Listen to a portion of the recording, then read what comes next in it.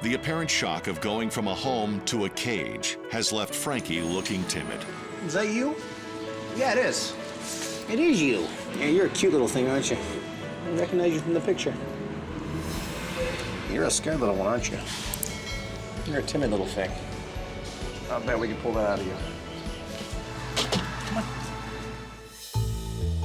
One moment, Frankie was alone at the shelter, but now he's at Lucky Dog Ranch, getting his red training collar. Nice and easy. And being surrounded by new friends. Let him in, let him in, let him in, let him in. Welcome to the Lucky Dog Ranch. He's pretty skittish, guys. Come on. Come on, take it easy with him.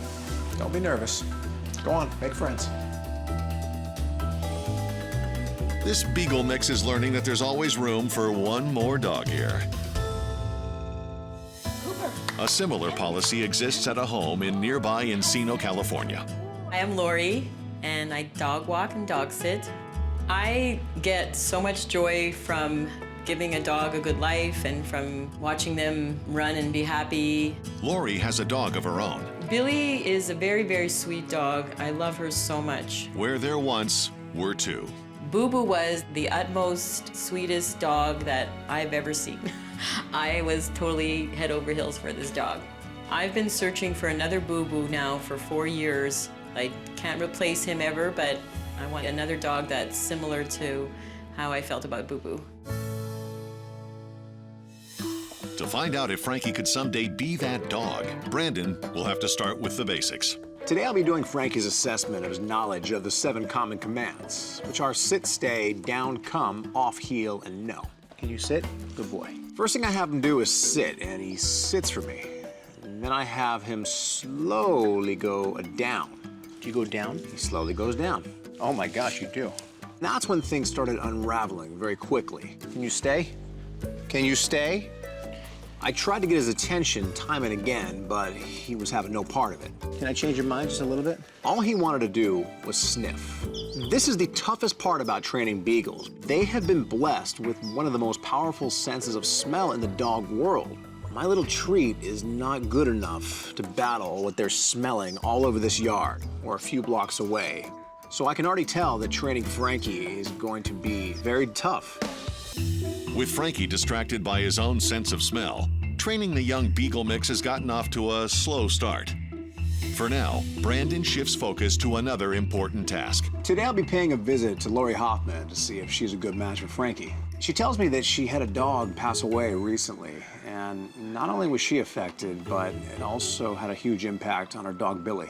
Paint me a picture of the ideal dog you'd like to see. Size, temperament, personality. I want a smaller to medium-sized dog, and I want a dog that gets along with all dogs and has a sweet disposition. I recently rescued a dog, and he does sound like the profile of what you're looking for. A couple things I want to disclose right now. Number one, he seems to be a Beagle mix. As you probably well know, they can be very headstrong. Another issue I see in him is he's a little reluctant with new people. So until I get him over that and obviously train him, he's not ready for you. So on that note, I'm gonna get back to the ranch and keep training him. But before I do, you mind if I meet your dog? Definitely. Let's go outside and meet Billy. She tells me Billy's great with other dogs, so I see no issue there. Having a good game plan is vital to animal training. And the best way to execute that game plan and to get to that finish line efficiently is to know everything you can about that animal. Right now, the only thing I know about Frankie is he's really shy of humans. And he shows signs of basically a dark past that, if I had to guess, whoever his previous family was, they weren't too good to him. Brandon decides that he must perform an abuse test on Frankie. When doing an abuse test on a dog, the best way to find out if they've been hit is to wind up like you're about to hit them and see how they react. So I lift my hand up in the air, like I'm about to strike Frankie. It's okay, it's okay. And instantly, he just runs away. Dogs that were never hit don't act that way. Frankie was definitely hit, and now I know. It's okay, it's all right. I can tell that's happened to you a few times before. And at least now, I can execute a different game plan and potentially get to that finish line. Don't worry. Those days are all in your past now. What Brandon initially thought was stubbornness on the part of Frankie has actually turned out to be something much more serious. He was obviously very physically abused, so it's time to start the road to recovery with Frankie. And I'll be doing it with a technique known as counter-conditioning. Brandon wants Frankie to see a raised hand as a good thing instead of a bad one. So with treats in hand, I have him on the training pedestal. The moment I lift my hand in the air, Frankie kicks into fight or flight mode. He instantly tries to run away. I quickly pull him back in. Okay, come here. And my mimicking motion of Frankie getting struck instantly turns into a pet, a praise, followed by a reward. It's not gonna hit you. Good, good. Frankie's quickly learning that a hand being raised can also mean affection. Oh my gosh, oh my gosh. So time and again, I repeat the action. And every time I do this, he settles down a little more until eventually I can simply raise my hand and pet him and he's fine with it. After 45 minutes, it's clear that the counter-conditioning has worked. The fact that Frankie is okay with me, I'll take it, but there's a lot of people in this world. He has to be okay with them too. Brandon himself still has a lot of work to do with Frankie. Because of his prior abuse, Frankie continues to be wary of people. But he's become really fond of another dog at the ranch, 4-year-old poodle mix, Olive. And this gives Brandon an idea. All right. I decided to do one of my favorite techniques to pull a dog out of its shell. The technique is called the daisy chain. And the daisy chain is a simple game of follow the leader. Olive, come here. So I hook them both up in harnesses, and I attach about a 2-foot tether to each of them. Come on, Frankie. Good. Frankie, of course, trusts Olive, so every time I call Olive, he simply follows her lead, and they come right to me. And as they do, I reward them both. There you go. Good. I repeat this process over and over. So now the foundation of the daisy chain has been laid. It's time to take it to the next level. And this is where I get them off the ranch and out in the real world, where Frankie's biggest fears lie. And that's humans. Good girl, Olive. Day after day, week after week, we went all over town. Come on, come say hi. Frankie followed Olive's lead everywhere. He trusted her decisions that when she went up to somebody and took affection, took some love, he said, okay, this person must be safe. As Frankie continues to make progress, so does his potential new home. We're here at Lori's house, and she's got good space, but yet a lot of compacted soil. And so we thought it was a good conversion opportunity where we could give Lori a living landscape and a much better spot for her family and her adopted dog. We've used a tiller, and we've broken all that up, and we've added a couple different kinds of fertilizers to enhance the medium. And so when they lay the turf, it'll go down like carpet. This will help it take, and we'll get a terrific finished product. The yard makeover is on a roll, and now so is Frankie's training. The daisy chain technique worked on Frankie better than I thought. So much so that Brandon is able to untether the dogs. Perfect. Not only was Olive able to help pull him out of his shell, but Frankie was also able to learn the 7 common commands more efficiently. No. Good, okay. But this all means nothing if he can't do this all by himself. And we heal. No sooner has Brandon laid out that challenge than Frankie rises to it. With each passing day, the Beagle mix proves himself adept at all 7 common commands. From there, Brandon immerses Frankie in the experience of walking with multiple dogs and brings him back out into the world to face what was once his greatest fear: humans. Frankie succeeds in every encounter. He's a new, confident dog. It's been a long and sometimes difficult road for Frankie, but today's his big day. Brandon! Someone wants to meet you. Who is this? Frankie! I just about died when I saw Frankie. I really did. Oh my goodness, come here, Papas. He's the sweetest, cutest thing I've ever seen. He's the dog I've been looking for 4 years. He is totally that dog. He just reminds me of my boo-boo. Same personality. Yeah. I explained in detail to Lori all about Frankie, his breed, his personality, and most importantly, his history. When I found out that Frankie was abused, I instantly felt a bond with him. And after seeing them on the couch together for a while, I quickly realized that it's time for a wardrobe change. Lori is more than happy to give Frankie his green graduation collar. Look what we got for you. Oh, there we go. Oh. Where's Billy at? Oh, Billy's outside in the back. Let's go introduce him to his new sister. Let's go meet Billy. Come on, Frankie. Frankie, let's go meet Billy. Come on. Oh, Frankie, come on. Come here. Go play with your new sister. And like a big sister should, Billy shows her new brother the yard they'll be sharing happily ever after. Well, I think it's safe to say they're friends. They look like they're gonna be best friends. Yeah. I am so happy for Billy and for Frankie to have each other. It's gonna be wonderful. Guess what? You're home, buddy. Yeah. He's all yours. Thank you very much. In his cage at the shelter, this black lab indeed appears to be calm, cool, and collected. Oh, there you are. There you are. What are you doing? I heard about you. I heard about you. Yeah, thank you so much. That confirms that you're sweet. But I'll tell you what. Let's confirm that inside. Let's get acquainted. Come here. What are you doing? Here. How did you end up in here? Boy, you are pretty. You're sweet, you're calm. The whole package. Let's say you and me go for a little drive. Go on. This way. Hup, hup, hup. All right, come on. At the ranch, Brandon gives the black lab his red training collar, Here's your official uniform. along with something else quite important. The nameless lab, huh? Well, guess what? From now on, your name is Tank. Let's go meet the pack. Come on. Go on. Go make friends. Welcome to the Lucky Dog Ranch.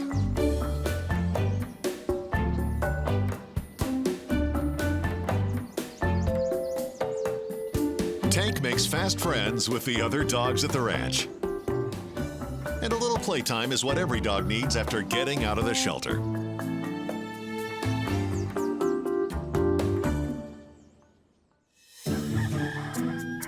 But first thing the next day, it's time to get down to business. This morning, I'll be doing Tank's assessment of his knowledge of the 7 common commands. Sit, stay, down, come, off, heel, and no. The first thing I asked out of him was to sit. You sit? Oh my gosh, you do. He sits perfectly. And then I had him lie down, and he slowly lies down for me. And then he stayed down. Can't come. Hello? Do you come? No? When I walked him on a leash, he actually walked halfway decent. Come on. Give me a heel. I'm not convinced that he knows the heel command well, but he's such a calm, mellow dog, he doesn't really want to pull. Even though he doesn't know that much obedience, that's not my concern at this point. What I'm really noticing is his personality. This dog seems to be exactly what I've been looking for. Little does he know, he is about to change someone's life, potentially save it. Yeah, I know. Thank you. My name is Dave. I live in Los Angeles with my wife, Leslie, and my 2 sons, Cody and Owen. I'm medically retired from the Navy for diabetes.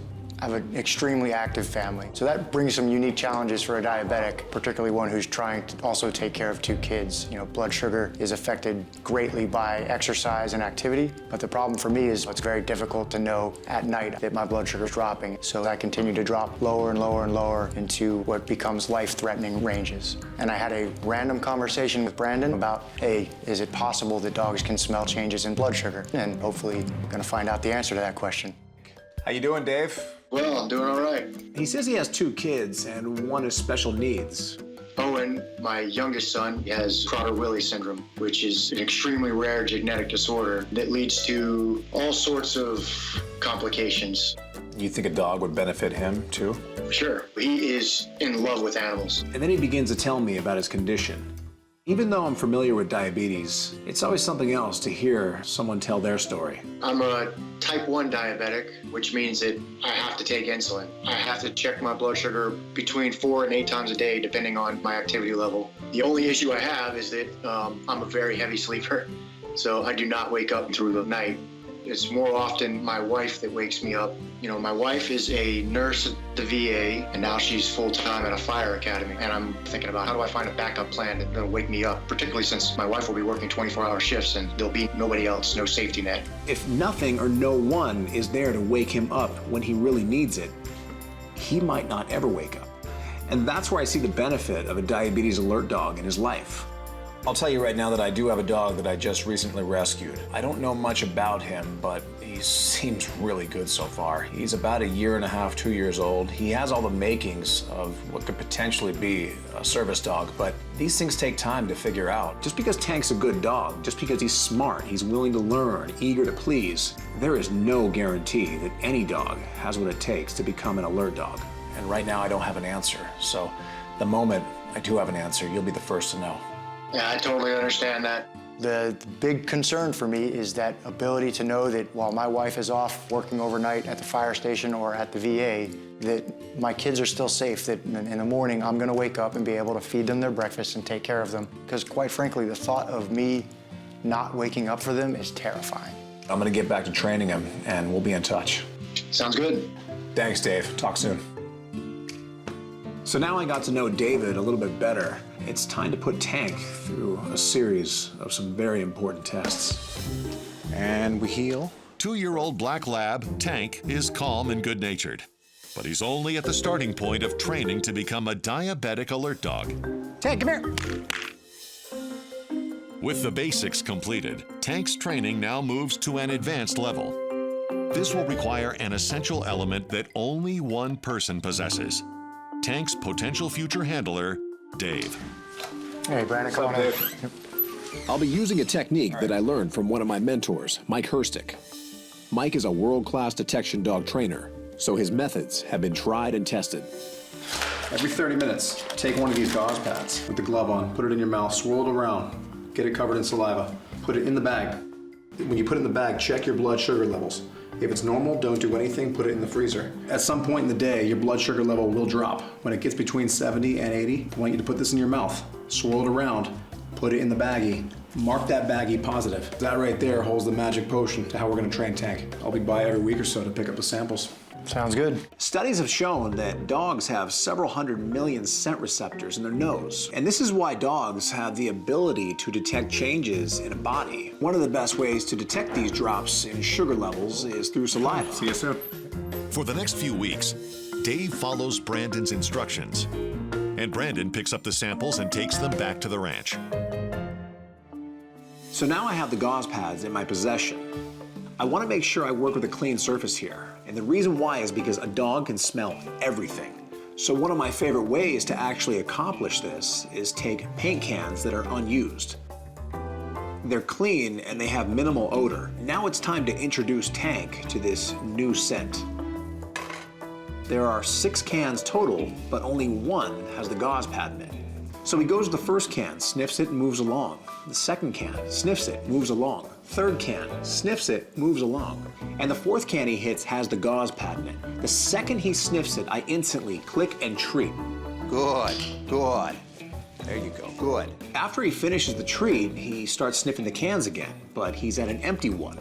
Nothing happens. And again, he goes back to another one that's empty. Nothing happens. Where is it? Go find it. Where is it? Good. Suddenly he comes across the can with the gauze pad in it. The moment he gets there and shows any interest at all, I click and treat. But I don't want him to think that it's the can that he's after. There's something inside that can. So I carefully remove that gauze pad and I move it to another can. So this time he goes right to that can where the gauze pad was, but there's no click and treat. No, what happened? He moves on to the one with the gauze pad. What happens? Boom, click and treat. Good, good, there you go. Good boy. Over the next 6 weeks, Brandon, Dave, and Tank work in concert to sharpen the Black Lab's skills at identifying Dave's irregular blood sugar levels. Good, there you go, good. Dave provides the samples. Brandon makes them increasingly harder to find. And Tank keeps sniffing them out. So now Tank understands the basic fundamentals of this new scent game. It's time to take it to the next of many levels. In addition to mastering the 7 common commands, Tank has learned to identify by scent abnormal blood sugar samples of his new potential handler, Dave. But in the real world, there are millions of potential distractions. A dog can smell everything, and he has to distinguish that scent apart from everything else in that room. So Brandon ups the ante by placing different kinds of exciting scents in different cans. Soon, Tank is confidently avoiding the distractions and indicating only on the target samples. Good, good, good. There you go. As time goes on, Tank learns to identify the smell even when it's no longer in the can. Good, there you go. And just as importantly, he learns to indicate by nudging Brandon, which is how he will be able to wake up Dave when his blood sugar drops in the middle of the night. Perfect. Months after beginning the diabetic alert training process, Tank is finally ready to take what he's learned in the classroom out into the world. And for this, he gets a special uniform. Nudge, nudge it, nudge it. Get it, get it, get it, get it, get it. After Brandon establishes that Tank can stay on task amidst the distractions of the outside world, Good, good. the Black Lab receives another reward: his green graduation collar. A green collar does not mean service dog, however. There remain further levels of training if Tank is to earn that title. It has been a long road for Tank and I, and today is a very special day for him. It's the day he gets to officially meet his new handler. What's up, dude? Thanks for coming. Yeah. Little does Tank know, he has technically already met David. A dog's sense of smell is their most powerful sense, and that's how they explore the world, through their noses. So the fact that he's been smelling David now for months, that's much more important than sight or sound. But right now, they have to form a bond. If a dog doesn't bond with a handler, if they don't trust that handler, they're not gonna work for him. Tank, that's a perfect name for you. Look at the size of his head. Oh, hey, buddy. The first time that I saw Tank, the first thought in my mind was that, man, this is exactly what I want to be around my kids. This is exactly what I think my wife also sees as an ideal pet. Man, he looks awesome. It's what you wanted, right? Yeah, that's right, man. It was no surprise that David liked Tank, and Tank definitely liked David. Even though he's well trained with obedience and he's very safe for your kids, I can't say he's going to naturally indicate on you when your blood sugar's dropping. We have a lot of work ahead of us to at least try to make that happen.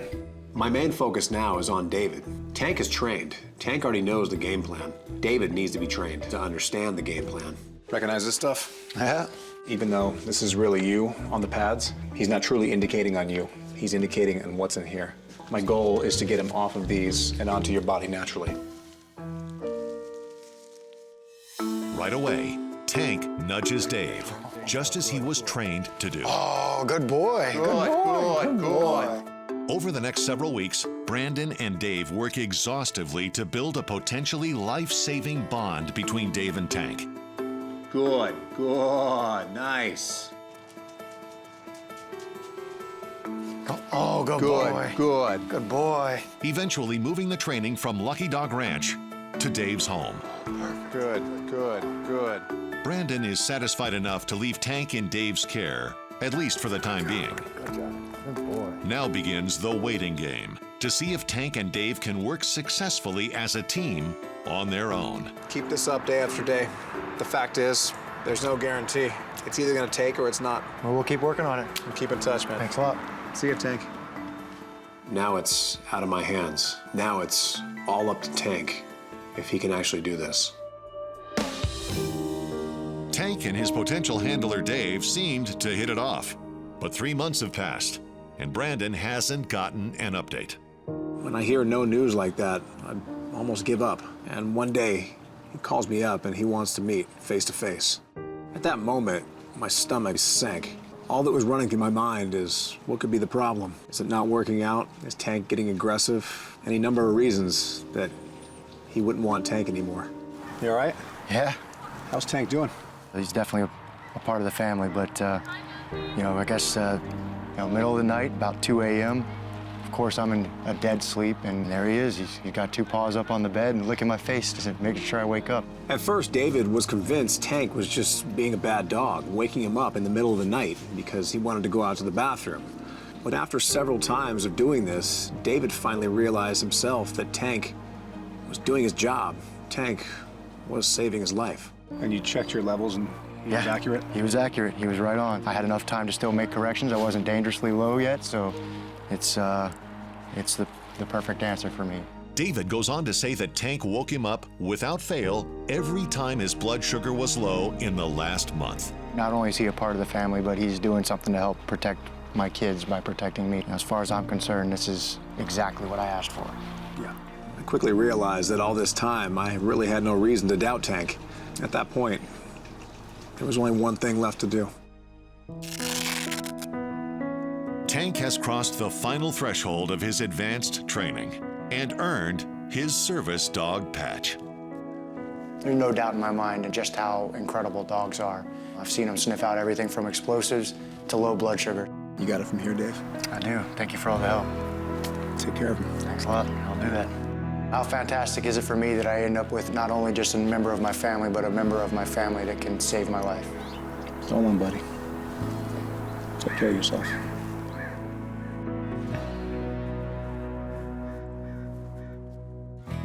Thousands of years ago, a human approached a dog and said, "I cannot do this alone. I need your help."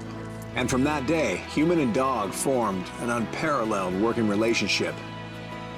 My grandfather once said to me, "Find a job you love and you'll never work a day in your life." And Tank's new role as a service dog perfectly embodies the words of my grandfather. From hopeless to a home. That's my mission.